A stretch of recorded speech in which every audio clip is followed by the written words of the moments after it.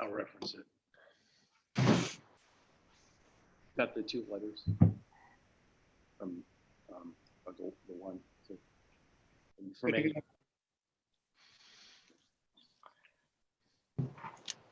See, she likes to, oh, she's gonna go, she won't sit still if I put her on camera.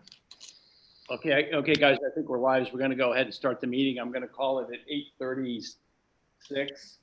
Or no, About 6:36. yes. I know I'm pushing it. Yeah. All right. Well, before I do roll call, we've got a letter to excuse both Maggie and Avia. I'm going to need a motion and a second to excuse them. So moved. Second, Okay, on roll call, Mr. Bartlett. Aye. Dr. Lewis. aye. Rankin. Aye. Mr. Stelzer. Aye. All right, so I'll just go ahead and do the official roll call. Mr. Bartlett. Here. Dr. Lewis. Here, Ms. Rankin. Here. Mr. Stelzer. Here. All right, if you've all seen the regular minutes, there's a slight misprint on the agenda. It's minutes from the August the 10th meeting. Everybody, any changes, any questions, anything you'd like to comment about? We all good? Good. All right, I need a motion and a second to accept the minutes. So moved. second, Second, all right, Mr. Bartlett, Aye. Dr. Lewis, aye. Rankin, Aye. Mr. Stelzer. Aye. All right, while we're on the minutes, I want to reference a slight miscue on my part. This is regarding the minutes from the July 22nd or 27th, July 27th meeting. I made a reference to a phone call or conversation that I had with Louise Schomburg, where I basically said, she's the head of the Parks Advisory Board, that we were talking about the impact that the tents may have, the Waldorf school tents may have on the grounds over there. And I sort of misquoted her as saying that she, I had said that I thought the impact would be minimal and that she agreed with me. She did not agree with me, and she basically has no comment one way or the other as to the impact. I just want to correct that. All right, in communications, moving on to communications, we have an email from Mr. Stelzer regarding the update at the pool. Joe, do you want to go ahead and? Yeah, so the email kind of stands for itself, but it is in lieu of some meeting minutes for the pool commission. We're trying to get the pool reorganized after, in the past, it was pretty much prevented from performing the duties that were specified in the code of ordinances. So they're, trying to change some things around. So hopefully we'll get on a cycle here where we'll have minutes coming out of the pool commission itself. They're supposed to be doing their own bylaws and all the rest. I'll just make a couple quick comments. I think we now are aware that the pool was pretty much mismanaged for many years. It was not mismanaged by the pool managers because they were prevented from doing their job by the former mayor, who just basically didn't provide the pool with adequate financial resources to properly maintain the pool. COVID-19 has presented an additional challenge operating the pool this year, which I think we've got through it pretty well. I heard last week that Hamilton County Public Health actually came in and gave us a compliment that ours was one of the few pools that they did not get a complaint regarding failing to follow guidelines in operating the pool this summer. So that's kudos to Jordan and her crew that they did everything that we asked them to do. And again, it was nice to hear from somebody on the outside who's looking at a lot of different pools in Hamilton County, and that we were able to execute on our plan. So over the next few months, we're going to be gathering information and start addressing the years of neglect. Not only is it going to apply to the pool, but we'll talk a little bit later about how we're going to try to do this with other areas of village government. I think you've all heard this year that the pool was leaking water. I mean, I don't think it's any deep, dark secret, and we're going to have to figure out what to do with it. But this week, there is going to be a full assessment of the integrity of the systems down there. It's going to be done by Jordan and one of the members of the pool commission, and they're going to bring in Shamrock to try to figure out just what are we dealing with down there, because I would, just based upon what I saw visually, we've got a lot of systems down there that are probably well past their prime. And so, the first step to figure out, okay, what do we need to do is try to assess where we're at. And that's what this process is going to do. one of the things that I mentioned in my email is the pool commission is looking for a little bit of guidance from council, and we don't have to make a decision on this tonight, but it's something to start thinking about, which is what level of financial results does the council expect from the pool? You know, in the past, last year, costs of running the pool exceeded revenues by almost $50,000. I think we're going to do a lot better than that this year, primarily because of some contributions coming in and some expense controls. But the question that the pool commission has is what is expected? Is 50,000 okay every year? Is it expected to break even? Is it expected to cover, and when we say break even, are we only talking about operating costs? What about capital?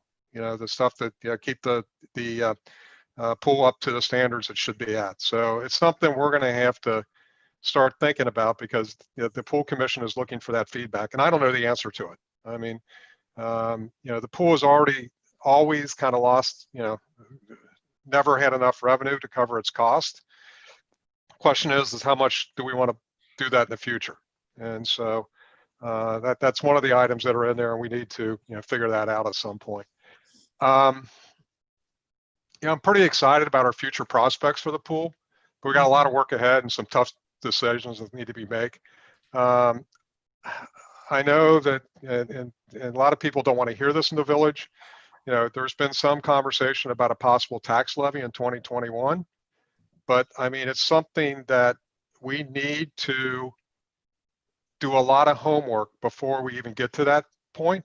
And part of this homework is making a fair and critical assessment about where do we stand right now. Because I don't think we can continue to do what we did in the past and act like we've got enough, there's things that just haven't been addressed in the past.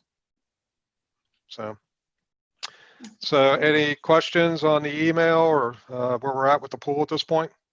Hey, Joe, I want to thank you very much. First thing, thank you very much for sending the notes. It's helpful to get those and be kept in the loop.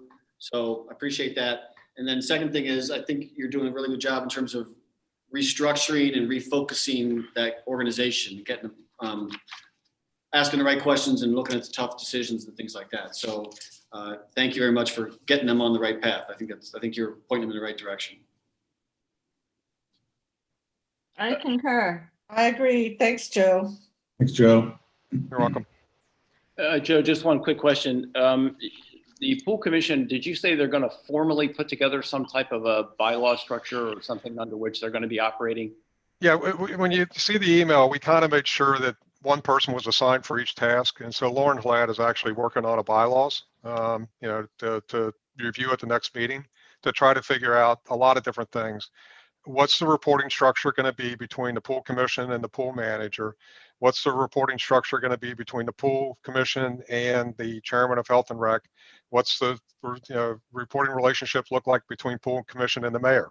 And then also with council. And I think council is going to be primarily just minutes coming out of the meeting minutes to keep everybody informed about what's going on. Yeah. But all this stuff needs to be figured out because, none of this was happening before. Right. And so, the pool commission is really enthused and excited about, trying to make the pool better. But, we have to kind of put the structure back in place because it hasn't been there for forever. I mean, the code of ordinances just calls for a pool commission, but really doesn't have the detail about how it's supposed to operate. Okay, sounds good. Sounds good. You'll keep us updated, obviously, as we go forward. Well, let me ask a question regarding that. And it seems like Joe has worked with these guys to, like you said, give some serious structure to the roles that these guys will play. Do we want to talk about or consider how they will present their information to council? Will it be like the pool commission will come in and have a presentation, or I think Joey mentioned have meetings or have minutes that they would give to us for discussion? The code of ordinances does, this was something that was passed back in January for all of our commissions and boards in Mariemont, that they're supposed to produce minutes that are presented to council so we can stay aware of what all of our various commissions are up to. So I think we're kind of working towards that standard, and if there's something major, then yeah, they should, probably come in and make a presentation at some point. But first, we just got to make sure everybody's staying aware about where they, are on a periodic basis. And again, they plan on having meetings. And so the meeting minutes, and we should be doing this with all of our commissions. Yeah. Whether it's the Parks Advisory Board, whether it's the South 80, this is something we should just make sure gets done so we can all be aware of what's going on. Okay. Right, and you're right, Joe, because that just got passed this year, so that's why I wanted to thank you for the notes, is because that's what we want to move to for everybody. I totally agree with you on that. By the way, Joe, are we gonna set terms? I mean, in terms, will they have a 2-year term, a 1-year term? Are they appointed by council or are they appointed by the mayor? That's in the current legislation, says all that stuff. That's in there already. And, Yeah, we need and I to know- address, the good news is that everybody wants to continue to serve, but, you'll probably have to make that call at the end of the year if we, I think we have to still go through the formal process, but the good news is they want to stay. So Yeah. I think we're going to get some continuity in this process too. So. Well, I know Maggie had worked on, trying to clarify the terms and the staggering of some of the terms. So that has been broached. It's addressed in the code already. Mhm. We tried to fix all that. Right. Right. All right, everybody good? Good. Good. All right.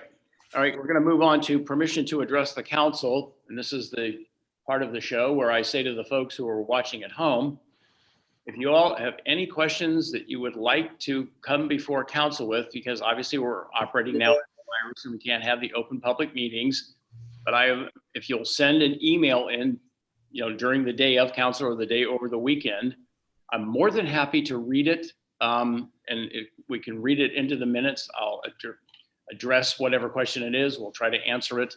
But for now, that is the procedure. That's how we've been doing it. So just keep it in mind, we want to include as many as we can until we can get back to open public meetings. All right. Motion to pay the bill. Well, let's any questions regarding the bills? I have one question, and it's Tony, if I remember right, we're setting up a separate account for all the costs that are going to be moved over for the CARES Act funding, right? Is that we received $62,000 so far, and we've got a clean area in the revenue reporting to see it. We're doing the same thing on the cost side, is that right? Yeah, so they will originally just go in wherever they, like a supply or something, and then Eli is going to go through it, and I'll look it over and say, hey, we need to move this over from this fund to the CARES fund. So, but it's done, but it's done retroactively. Yeah. So will we start to see some of those this month, like the month of August? We'll get to move some of those costs? Yes, we should, yes. Okay. Cool, good. I think that would be really helpful to see, because as you know, we've got until October 31st or something like that to commit the money, and then we have until December 31st. Mm-hmm. Spend it. Correct. Yeah. And I don't know if you, I just saw late this afternoon, an email from OML that said there's another $175 million that the state legislation in Ohio has voted on to release to the municipalities and townships. So we might be getting more access to more funds. So that's half the amount. The first amount was 350. This is 175. So if it's about half of what we got last time, it'd be about $31,000. Mm-hmm. And also, I saw that the BWC is looking to make another distribution to all people who donate or who put money into the fund. So that could be whatever we paid in premiums, up to like almost $50,000. Potentially. One thing I'd like to throw out there then, if we're potentially going to get this additional funding, Eli mentioned to me that there might be some IT projects, because IT projects is one of the scope of the things you can spend the CARES Act funding on, if it helps you maintain the distancing and all those other kind of things. So I know Eli had some ideas about things we could do that were part of a long-term plan anyway. I would recommend that we go ahead and ask her to start to develop what that might be, and we could get done this year. Tony said we're running out of time, and I agree. So I think if we can quickly try and ask Eli to do that, I think that would be really good for us to have, for council to review and develop, agree to any plan to try and get some of the IT work done this year that'll help us maintain distancing and safe social distancing and all that stuff. Yeah, no, a lot of the expenses that she's already incurred, we've talked about moving them over already. Yeah, no, but this is new stuff like New for stuff, instance, yeah. like IT equipment and all those other kind of things, not spread out in people's offices, and it's in a place that's, you know, again, safer and more sequestered from all the other kind of stuff. So I think we ought to encourage her to go ahead and see if we can develop a plan to get that done this year. Yeah, as a follow-up to that, Rob, I did have a lengthy conversation with her regarding this already, and basically she's already made contact with Spectrum or Cincinnati Bell or some of these people, and one other, you know the name of the other company, Tony, that I don't know. some kind of a consulting company or something. So basically she's on the trail of this. I've kind of got her started because I think it's a great use for this money. Great. I agree. All right, so Tony, you're the point person on this whole thing about trying to figure out what we throw at the CARES money? Yes. Okay. Yes, I'm And ultimately when responsible for them. when do we have to make our final call on when do we have to submit the reimbursement or? Well, we have to have it like appropriated by the end of October. We have to have a plan in place as to what we're going to spend this money on, if it's not already been spent. And then at the end of the year, then we have to submit our expenses. Okay. And return any money that's not used. Right. Correct. So we got 62 so far. So Joe, like if you got stuff in the pool, we should go ahead and be starting to put that against the 62,000 we've already received. Yeah, unfortunately, we got a lot of our PPE donated to us. Unless I Good can, news, bad news. yeah. Dang. I shouldn't have made those phone calls. So, but I think there's plenty of stuff we can, use that CARES money that we got. I mean, I think, we just have to commit and figure it all out and get the documentation together. So. Right. Well, according to Eli, I mean, we could burn the 60 grand almost in the blink of an eye. It's just a question of, can you get everything organized and get some type of a centralized project in place in time? So, and just so we're clear, I mean, we only have to basically have the plan and sort of allocate the money by you have to spend it by the end of the year. Yeah, you have to spend it. Spend by the it. end of the year. Yeah, but Okay. But Right. like Tony said, it has to be appropriated, allocated. We have to have a commitment to spend Right. by October 31st. So I would say we probably should have our plan by the end of September and then start moving, because Yeah, it'll be here before you're done. well, it's going to be a situation that a lot of vendors, we're not the only persons doing this. And so you may find a lot of vendors who aren't available come November and December because there's a lot of cash flying around. And so, I think that the sooner we get started on it, commit to a plan, then, more likely we Well, Joe, we're started on it. We are started. Okay. Yeah. Okay. I'm just saying that if we, by the end of September, can have a plan Okay. that we're all on top of. Sooner's better than, even if we can get sooner than that, that would be even better. right. Okay. Does Yeah. that sound doable, Tony? Yes. Yeah. I Okay, think so. good. Okay, cool. All right. I need a motion to pay the bills. So moved. Second. Second. All right. Mr. Bartlett. Aye. Dr. Lewis. Aye. Mr. Rankin. Aye. Mr. Stelzer. Aye. All right. We'll pay the bills. Yay. All right. Moving on to committee reports. Finance Committee's got a committee report. Rob, would you like to read it? Or I don't want to take Tony's job. Tony, you want to read it? Tony's All right. So from the Finance Committee, job security for the guy.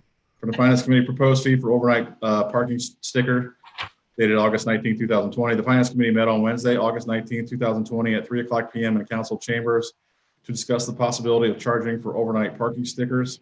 Present at the meeting were Finance Committee Chair Rob Bartlett, Finance Committee members Joe Stelzer and Kelly Rankin, Mayor Bill Brown, and Chief Hines. Section 79B of the code book states that parking is not allowed on the streets of Mariemont between 1 a.m. and 6 a.m. However, exceptions are available for those who live on certain streets in the village, and also for those who do not have enough room in their garage and/or driveway to accommodate all of their cars. The latter group is required to get an exception from the police and an overnight sticker to put on their car. The exception process is carried out annually with a new colored sticker issued on January 1 of every year. Chief Hines estimates that we are currently handing out 70 to 90 stickers a year. We currently do not charge for the stickers, and they cost us roughly $150 a year. The purpose of having the stickers to ensure that cars that are parked on the street truly belong to residents who live there and they do not belong to someone who is possibly casing the neighborhood.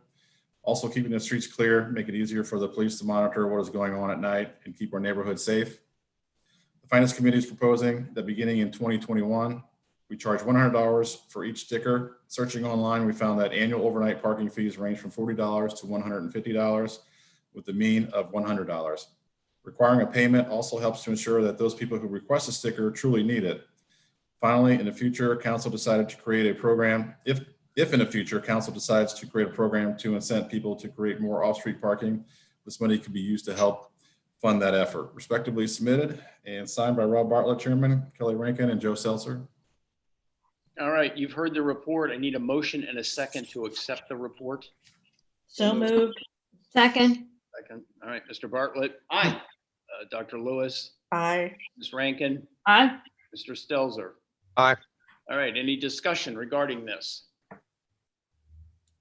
Pretty cut and dry. Yeah. Pretty cut and dry. I think it's, Get the ordinance amended next time. Yeah, so I did reach out to Ed and he did confirm that the change should occur in that ordinance that was referenced to section 79B. So since everyone's agreed with that, Ed will come forward to the next meeting with the actual changes to the ordinance. And Rob, you mentioned in your email that you went out and checked some other communities to see, and we're kind of at the midpoint with what we're charging. Yep. There Well- are 9 other communities I was able to find searching around online. So Well, Wait. kind of at the high end of the range, but I mean, I 40 to 150, you said, yes, correct. and we're gonna be 120. No, 100. 100. 100. Oh, okay. Somebody said 120. It must have been your cat. No, Damn cat. That cat exaggerates all the time. So yeah, we're right at the mean. We're right at that mean of $100. you guys, she doesn't talk. Okay. All right. So somewhat of a Whatever. process question. When we do these 3 readings, if somebody wants to change the dollar amount, can we still do that during the 3 readings, or do we have to start completely over again? No, you can do it during the 3 meetings. Just make a motion to amend the ordinance to reflect whatever change you want to make in it. Okay. You know, during the second reading, when we have discussion regarding it, that would probably be, if you have a suggestion, like, did you want to change something, that might be the best time. But apparently you can do it during any of the readings. Is that correct? That's correct. Yeah. Okay. I don't want to keep too long on this, but I'm curious if somebody comes in for the Thanksgiving weekend. Well, again, so We have temporaries. Yeah, they don't pay. Yeah, right. yeah, we have temporaries. the current ordinance allows for a temporary of up to 90 days. Okay, sorry. And they have to, but again, they have to go through the process of going through our police and getting. There's that no approved. charge for that. No, but this is only for the annual. There's that many Annual. people that have annual stickers. Okay.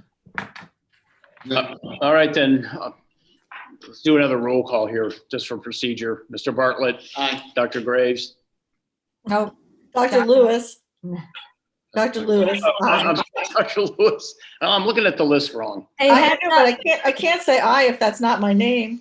Dr. Well, Lewis. I'd like to tell Avia that she's a doctor. She's been busy during quarantine. You bet. Ms. Rankin, Aye. Mr. Stelzer. Aye. All right, that report is accepted. I feel like we should ask Chris to vote. Not yet. All right, moving on to your report. That's me. All right. All right, from the Public Works and Service Committee regarding right-of-way ordinance.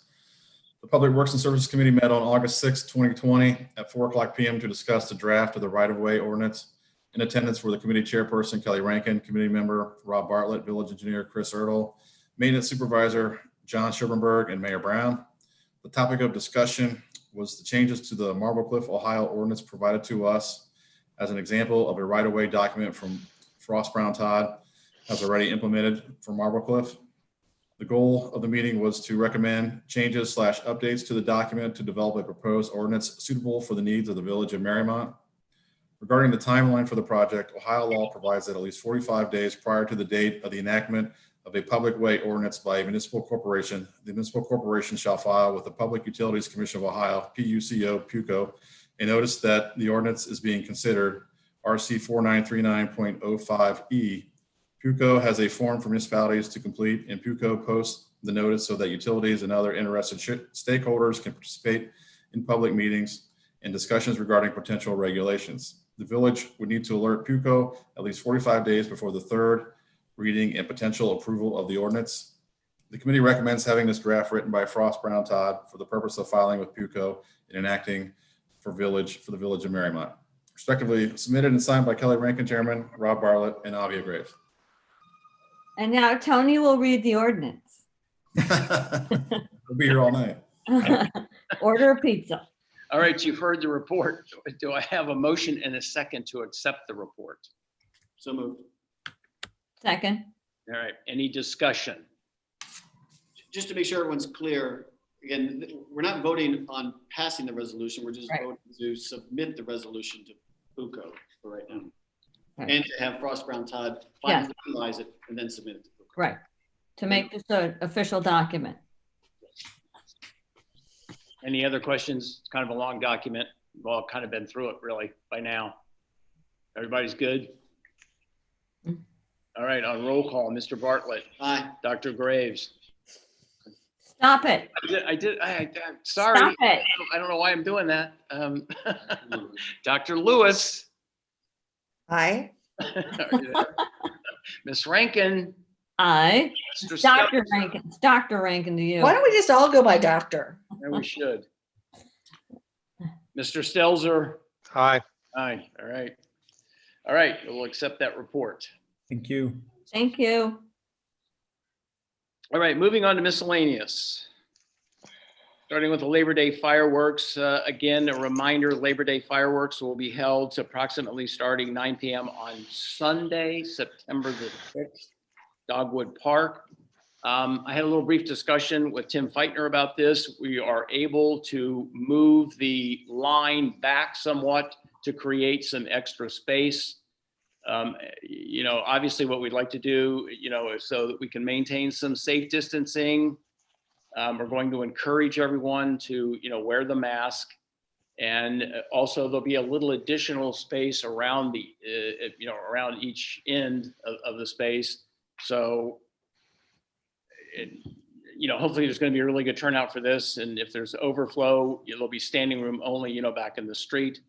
I'll be going over this, once again, and just as a gentle reminder, for any of you out there who would wish to make a donation to the fireworks, there's still plenty of time. And, it's going to be a great show. The show is going to be every bit as good as it was the year before. And these shows are somewhat expensive. So, I would encourage any donation. We'd certainly appreciate it. Hey, Billy Joe. Sorry. Go ahead, Kelly. Well, correct me if I'm wrong, but did we discuss previously of making the masks required? And I know we talked about the way we were going to notify people that needed to be. I don't think we can really make it a requirement because, you would then raise an issue of enforcement, but we're going to strongly encourage people to wear the mask. Yes. Okay. I think people have been pretty compliant about that. Yeah, I do too. I mean, Just as I've been out and about. Yeah.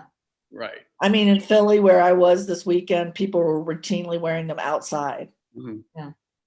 Well, and I know we talked about putting a statement in the town crier, and then since the timing might be too close, maybe put something on the website or put something out, just, to remind people ahead of time so they're not like, oh, shoot, I don't have a mask. Mhm. So that's something to think about. I think by now, most people are in the habit when they leave the house, myself included. I've got the mask in my pocket and I may not be wearing it everywhere outside, but clearly when I'm going to go in someplace or be around somebody, I've got the mask to put on. And I think that's, that's what we're asking here. So I'm sure it'll work out. All right. Village offices will be closed Monday, September the 7th in observance of Labor Day itself. And Joe and I have been having some fairly, I think, productive talks, regarding, sort of reinvigorating the Murray Path project. I'm going to go ahead and let Joe give us some of the details, on that as to what we've been doing. It's kind of, I'm getting more excited about it. I know Joe is, I know others are, and I think Joe can explain this in more detail, but there's a real possibility that we may be able to proceed with construction documents on this and be able to go to bid on this project. And believe it or not, we might be able to start construction in the spring. Am I essentially correct on this, Joe? Yeah, so let me just kind of go through, bring everybody up to date, because we haven't talked about Murray Path, probably in a while in the council meetings, because primarily we went into hibernation on our fundraising efforts. With the COVID-19, we kind of felt like it wasn't a real good time to be going out and asking people for donations, especially substantial donations to a path project. And we were kind of taking our cues from looking at some other path projects in the area that all kind of went into hibernation. So a couple weeks ago, a couple Mariemont residents approached me and said, "Hey, listen, what if we, start getting going on fundraising again?" And so there's going to be a re-emphasis on fundraising, and it's probably going to get kicked off here in the next week or two. So you'll start seeing some things on that front. And there's going to be a couple people that are going to start working the phones a lot more and start, raising some money. Right now we've got about $29,000 sitting in the bank account that we've raised privately. In the past 2 weeks, we then start talking to a lot of different people because this is a multifaceted project. And we talked to the trustees at Columbia Township, and they seem to be 100% still behind the project and their $75,000 commitment. So between the money from Columbia Township and the money that's in the bank already, and we think we'll even raise more over the next couple of weeks, we got enough to build the project. We just don't have enough to do all the landscaping that we want to do, but we think the landscaping will come. And we've actually identified 2 more potential pockets of grants that we can go after, that we're going to go ahead and file for those. Again, so Bill and I talked to the people up at Ohio Department of Natural Resources. Our grant is still good. The $270,000 grant has been funded. It is still solid. So we don't think we have a problem there. Joe, how long is it till? What's it like? So basically, we still need to sign a contract for that. And we've got 15 months after we sign a contract to complete it. And the only downside about not completing the project is if we ever go for another grant, that we will be penalized in that new grant as far as our application. So it's not like there's a real timeline on it that says you have to spend it by a certain period of time. But we probably want to get this thing under contract so we can get to the construction documents. And we got one thing we got to run down, one detail, which hopefully we can do this week to get ODNR ready to go and get that contract in place. But we've got 15 months after we sign the contract. So we're well within that time frame. We do have one foundation that we expect to receive some money that we kind of got delayed from April funding to probably November. So we think that's still good, and that's what we're kind of waiting on. But at this point in time, we're going to continue on the fundraising and see where we get to, and hopefully we'll have the full 150 by the end of the year. Coming, we're just gonna walk. And I hate to use this pun. We're going to work multiple paths to try to find the money to make sure we have everything. And there's some available funds out there. The stock market has come back to a large extent, so a lot of these endowment funds are their money is back to where it needs to be. So we think this is doable at this point, but we've got a couple things we got to figure out in the next couple weeks to try to get this thing moving and get the construction documents going. Because Chris, the construction documents will take what? It's 4 or 5 weeks probably. Yes, at least probably say 6 to 8. Okay, so if we get those in theory, we can get it out to bid and get this thing on the plan to actually construct in the spring once the weather breaks. Yeah, no, that would be great. I think that'd be fantastic. So, because if I remember right, Bill, back when I was with you in the Health and Rec Committee, Sure. They said construction documents was like 44,000. Well, it was on top. So we've already spent 22 on the first round of documents. I was just, how much more was it for the construction? No, I believe that the total set of documents Right. was the 40-some thousand. So Right. it's going to take us about another 20 roughly another 20,000 to get the construction documents. Yeah. And so and to Joe's point, we have that already right Yeah, now in the we bank have that account. in the bank already. And we're also looking at multiple other sources of funds Yeah. as well. But I mean, obviously, you know, Yeah. it's kind of a chicken and egg thing. You don't want to commit to the construction documents until essentially you really have got commitments, you know, for the total private raise.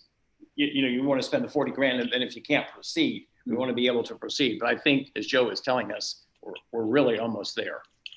Yeah, so we could cover the construction drawings out of the money we got in the account already that we've raised. So, you know, we don't go out of pocket for the village, you know, for that amount. So, and then, you know, and again, I think we got enough here to actually do the construction, not the landscaping, you know, and again, we were always talking about delay in landscaping anyway, because we're going to have to remediate the soil that's there, because that soil got abused by, you know, Duke when they did their pole project. And it needs some revitalization, remediation, whatever you want to call it, to, you know, make it ready to, you know, accept the new plantings that we put in, because it would be pretty silly to put new plantings in soil that isn't ready for it. I mean, I would just, you know, because one of the things I noticed today when we were walking the path is those trees that we're putting up are dropping needles. So they may be under pressure right now. So we just, you know, if we're gonna do this, let's do it right. It's kind of, you know, what we're thinking. So any questions as we try to get moving? Oh, I think it's great that you're tapping into more, you know, the residents, getting the residents involved in this. I think that's a really good idea. I think that's, you know, we've talked about that before. There's a lot of talented people in the village who have a lot of skills and a lot of energy that we should be utilizing where we can. So I think it's great you're doing that, Joe. It's exciting. It's exciting. All right, one last thing. I got a little note the other day from our good friend Eric Marsland regarding the Scouts. They're going to be sort of setting up a little course within the village. You may or may not notice it. It's going to be some stakes in the ground. It's sort of to teach the Boy Scouts about, you know, how to orient themselves and follow a path and so on and so forth. So if you see the activity in the village, you know, just so you kind of know what's going on, I think it's a worthwhile thing for the Scouts. I think that's it for that. We have one resolution remaining. Tony, are you ready? Ready to go. Okay, so All right. you're To establish court costs as authorized by section 33.05 of the Code of Ordinances of the Village of Mariemont. all right. That's the first reading. The second reading, next council. Yeah. No, I have one thing. Okay, great. So, Yeah. you know, no, just to build, this has been really helpful getting updates on some of the stuff that's going on, like the Murray Path update, and, you know, the pool and all these other kind of things. And Joe did something back in April of this year, where he provided an update of all the things that were going on in his committee. I think it would be good for us, and it doesn't have to be written, it could be orally done, but I think it would be good for us on a quarterly basis to keep each other in the loop in terms of what's going on in our committees, and just do an oral update to say, here's the things we're working on, here's the challenges or whatever. I think that would really, it helps to keep us all in the loop on the same page about stuff if we get approached by other residents. And I think it helps to move things along as well. So I think that would be a good process, because it's been helpful tonight to hear all these updates. Yeah, I think it's good, especially in larger committees like Public Works, the important committees like that. I really think that they could really keep up with updates. How frequently do you want to try to do this? You know, I was thinking just quarterly, you know? okay, I think that's reasonable. You know, once a quarter, let's just, and it doesn't have to be written even too. We could just have an oral one and just go down, everyone, you know, in their committee say, hey, here's what, on each one of these items in my committee, here's what I'm doing. And here's what, again, whatever kind of update they want to give, I think that would be good. Well, or occasionally we may they may hit a snag or something may develop and you want to go ahead and apprise council of what that is. They're in the process of doing something. I think it's a very good idea. So, and again, maybe we just start that in September. So, you know, at the end of September, start in October. So the first meeting in October, that's the first time of the new quarter. So, you know, starting Well, I've been asking Bill about doing that, and I guess my understanding was you have to get on the agenda to do that. And somehow I never get on the agenda. yeah, getting a little bit of Committee. outstanding committees are. already- Yeah, outstanding, Ed's making a good point. The outstanding committees obviously are always listed on the agenda, and any committee chair could give an oral report and update, really almost by just mentioning it to us. Okay, well, mean, I'm new at this, so. I can see Joni shaking her head right now. As in the office, or as with you, right, Bill? Ed's- I mean, my understanding is we're allowed to provide facts between council members anytime we deem, we just can't engage in deliberation Correct. through emails and all the rest. Right. So we could share the status reports on where our projects are, as long as it's just giving facts and we're not looking for For a recommendation. recommendations or deliberation at that point. Yeah, you can do that. You're right. Yeah. So again, if somebody wants to write it up, that's fine. If somebody wants to do it orally, that's fine, whatever works. But it just, keeping us all on the page about what's going on in each of our committees and the agenda, so. So maybe we start that again, first meeting in October? Still, a month and a half away. Sounds good to me. Okay, we all good? All Good. right, very good. Anything Thank else? you. All right, we're adjourned. All right, fine. Thank you. Thanks, Chris. Welcome. Hey, Chris.